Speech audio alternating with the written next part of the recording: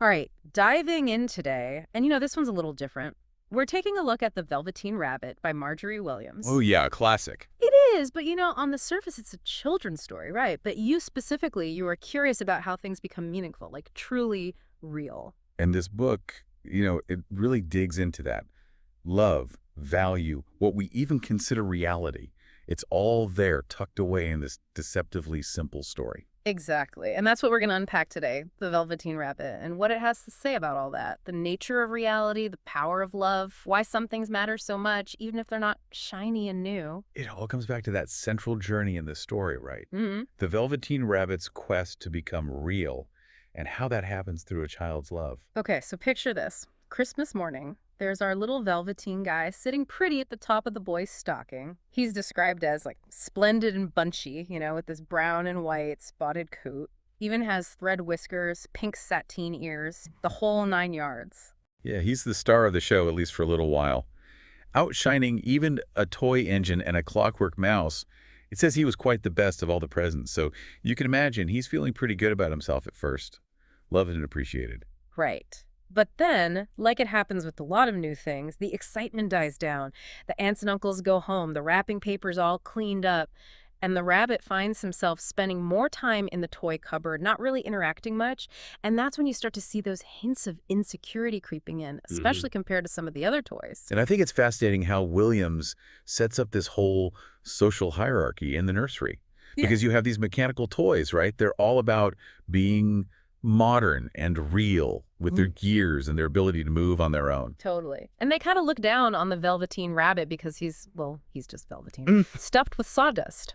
Exactly. Like there's this one model boat, even though he's lost a lot of his paint, he's still going on about his rigging and using all these technical terms.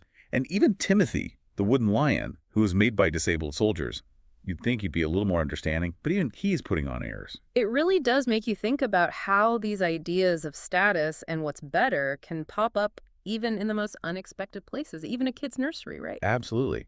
So our little rabbit, who at this point doesn't even know that real rabbits exist, he just assumes everyone's filled with sawdust. He starts to feel incredibly out of place, like he's somehow less than.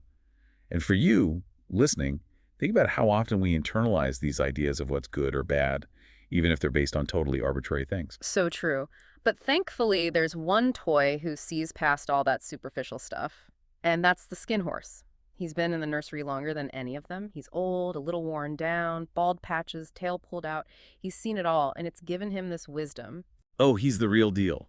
The skin horse, he's seen those shiny new toys come and go, all bragging about their bells and whistles, but then they break, or the kids get bored and they're forgotten. He knows that real isn't about how fancy you are. And that, I think, is a powerful lesson for all of us. And it's to the skin horse that the rabbit finally goes with his big question. What is real? Like, is it about having all those complicated mechanisms, a wind-up key? Is that what makes you real? And the skin horse's answer is so beautiful. It really gets to the heart of the whole story. Mm-hmm. He says, and I'm paraphrasing here, but it's something like, real isn't how you're made. It's something that happens to you. When a child loves you for a long, long time, not just plays with you, but really loves you, then you become real. Whoa, so powerful, right? It's not about what you are, it's about the connection, the love you receive. Exactly. Right. Reality through relationship, which, makes you think about your own life, what's real to you. Absolutely. But of course, the rabbit, being new to all this, he has some follow-up questions like, does it hurt to become real? Does it happen all at once? And the skin horse, bless him, he's always truthful. He doesn't sugarcoat it. He's like, yeah, sometimes being real means getting hurt. And it's not a sudden thing. It's gradual. You become. And he even points out how those things we might see as negatives, like getting worn out, losing your fur, that's all part of it. He says, generally, by the time you are real, most of your hair has been loved off and your eyes drop out and you get loose in the joints and very shabby. But these things don't matter at all because once you are real, you can't be ugly except to people who don't understand. Such an important point. True beauty isn't about staying perfect. It's about the marks left by love, by experience. Right. And that line, except to people who don't understand, that really hits home. Like, it's all about perspective. Totally. So this whole conversation obviously has a huge impact on the rabbit. He starts to really long for this nursery magic, even though the thought of becoming shabby is a little sad. And then, as luck would have it, his chance comes in the most unexpected way. Yeah, it's almost an accident. The boy can't find his China dog, the one he always sleeps with, and Nana, in a hurry, just grabs the rabbit from the cupboard and plops him in the boy's arms. It wasn't a deliberate choice, but for the rabbit, it's the start of everything. Which I think is a great reminder that sometimes those turning points in our lives come from the most mundane situations. We never know what seemingly small event might change everything. And it's not all sunshine and roses at first, right? The boy hugs him tight, rolls over on him, even shoves him under the pillow. The rabbit actually misses his quiet chats with the skin horse. I can imagine. But then, slowly, things start to change. The boy starts talking to him, telling him secrets, making up games with him under the covers. Yeah. And that's where that real connection begins to form. And through it all, the rabbit's changing. He's becoming shabbier, his fur's getting more worn, his little tail's coming loose. But he's so happy, so loved, that he doesn't even notice. And it's fascinating how the story highlights this, how love can make you blind to those outward changes. Because what really matters is how you feel.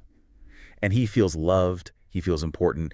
Their bond grows stronger through these little adventures they have in the garden, riding in the wheelbarrow, having picnics, building fairy huts. And there's this one moment, I love this part, where Nana has to search for the rabbit with the candle because the boy can't sleep without him. He's become that essential. It really shows how much he's become part of the boy's world, his reality. And then finally, it happens, the culmination of all this love and connection. The boy, with that simple clarity that kids have, he says, he isn't a toy, he's real. The nursery magic, it worked. Chills. And you can tell that the rabbit understands deep down that something fundamental has shifted. His eyes, which were probably a little dull by that point, they take on this look of wisdom and beauty, as the story puts it. He's real to the boy, and that's what matters. But the story doesn't end there.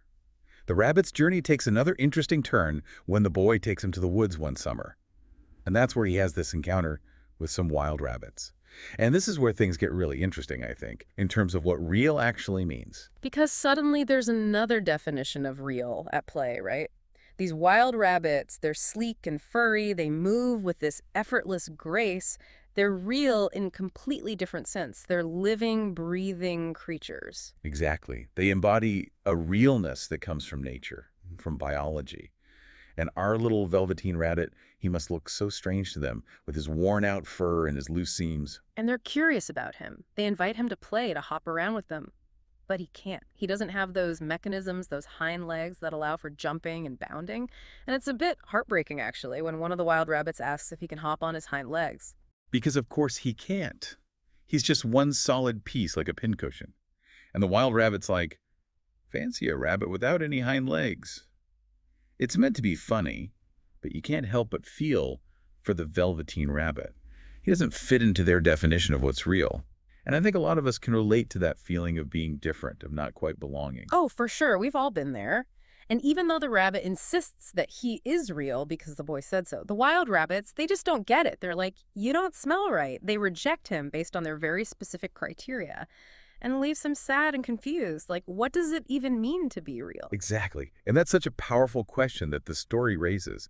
Because realness can exist on different levels, right? He's real in one very profound sense through the boy's love. But he's not real in the way that these wild rabbits understand it. So time goes on and the rabbit gets even older, more shabby. But the beautiful thing is the boy's love for him never changes. Even when all his thread whiskers are gone and the pink's faded from his ears and he's all soft and misshapen. To the boy, he's still beautiful. And that's such a powerful statement about how true love sees beyond those external imperfections. The nursery magic has done its work. And then this really difficult chapter begins. The boy gets sick, scarlet fever, and through it all, the rabbit's right there with him.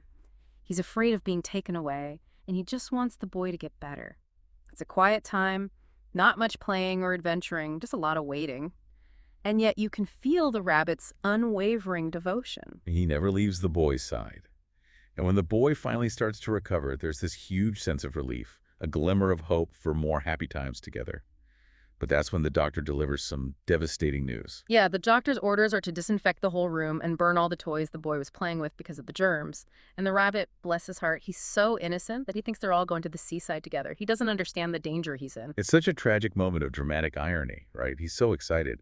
But the reality is they see him as nothing more than a hazard, something to be discarded. And that's exactly what happens. They put him in a sack with some old books and rubbish, and they take him out behind the fowl house. He's cold, he's alone, and he starts to think, what was the point of it all? Of being loved and becoming real if it just ends like this? It's a question that really makes you think, right? About the fleeting nature of things, about loss. And then, in this moment of utter despair, something truly magical occurs. A single, real tear rolls down the rabbit's cheek and falls to the ground. And from that tear, a flower sprouts. A beautiful flower with emerald leaves and a golden cup. And out of that flower steps the nursery magic fairy. Oh, she's something else. The story describes her as the loveliest fairy in the world, all shimmering and glowing, and she picks up the rabbit and explains her role. She takes care of all the toys that have been truly loved, and when they're no longer needed, she makes them real in a whole new way. So it's not just about being real to the boy anymore, it's about being real to everyone. A whole new level of existence. And then she takes him to the woods. Which are just bathed in this gorgeous moonlight. The bracken looks like silver, and there are wild rabbits dancing in the clearing. It's like something out of a dream. And the fairy introduces the rabbit to the other rabbits, and she tells them he's going to live with them forever. And then, with a kiss, she sets him down on the grass. And at first he hesitates. He's still used to his old body, his limitations. But then he feels this tickle on his nose and lifts his hind leg to scratch it. A hind leg. And he realizes he's been transformed. He has real fur, twitching ears, whiskers, the whole shebang. He leaps forward, and he can finally run and play just like the other rabbits. It's this beautiful moment of pure joy and freedom. He's finally truly real. Yeah. But the story has one last beautiful twist, doesn't it? It does. Time passes, and one spring day, the boy's playing in the woods, and two rabbits come up to him. One's brown, and the other one, he has these faint markings that look a little like the brown and white spots the Velveteen rabbit used to have. And for a moment, the boy thinks, that rabbit looks just like my old bunny. But he never realizes that it is his old bunny come back to see him in his new form. It's bittersweet, but it also speaks to the enduring power of love, even when we don't consciously recognize it. So there you have it, the Velveteen rabbit. It's a children's story, yes, but it's also so much more than that. It makes you think about what truly matters, what makes something real. And it's not about being perfect or new. It's about love, connection, the marks left by experience. And for you listening, maybe this deep dive has sparked some thoughts about the things in your life that have become real, through love, through use. Those things that might not be perfect, but hold a special kind of value. Because sometimes those imperfections, those signs of wear and tear, they tell the most beautiful stories. And that's something worth reflecting on, isn't it? The power of love to create its own kind of reality. Absolutely.